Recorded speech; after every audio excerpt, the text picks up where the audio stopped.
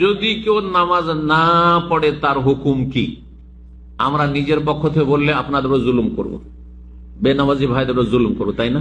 নিজের পক্ষ থেকে আমরা বাড়াবাড়ি করে কোনো কথা বলি না, না হলে আমি জালেম হয়ে আল্লাহর কাছে আসামের কাঠগড়ে হাজির হব। আমি যেই কথাগুলি বলবো, দলিল বলবো, যাতে আল্লাহর কথা অথবা রাসূলুল্লাহ সাল্লাল্লাহু আলাইহি ওয়াসাল্লামের কথা, সাহাবায়ে কেরামদের ইজমা ঐক্যমতের কথা। তিরমিজির 2546 নম্বর হাদিস, আব্দুল্লাহ বিন শাকিক আল ওকাইলি প্রখ্যাত তাবেঈ, তিনি বলছেন, কানা আসহাবু মুহাম্মাদিন সাল্লাল্লাহু আলাইহি ওয়াসাল্লাম ইয়ারাউনা শাইআম মিনাল আমাল তারকুহু কুফরুন গায়রাস সালাহ।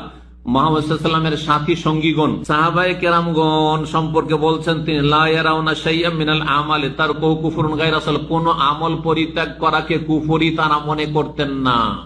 কেউ চুরি করলো, চোরকেও কাফের বলতেন না, আর ডাকাতকেও কাফের বলতেন না। তারপরে কেউ যদি সুদ খোরে তাকেও কাফের মনে করতেন না। কেউ যদি আপনার যাকাত না দেয়, অস্বীকার না করে, রোজা না রাখে, ফাসেক বলতেন, কিন্তু কাফের বলতেন না।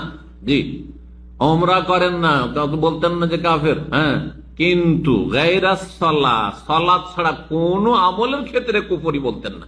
সালাত ছেড়ে, নামাজ ছেড়ে দিলে সাহাবায়ে কেরামগণ তারা একমত ছিলেন, ইজমা ছিল, এই হাদিস প্রমাণ করে যে তারা কি বলতেন, যে সে কুফরি করে ফেললাম, কাফের হয়ে গেল সে। হাদিস সহিহ আগের চেয়েও। আব্দুল্লাহ বিন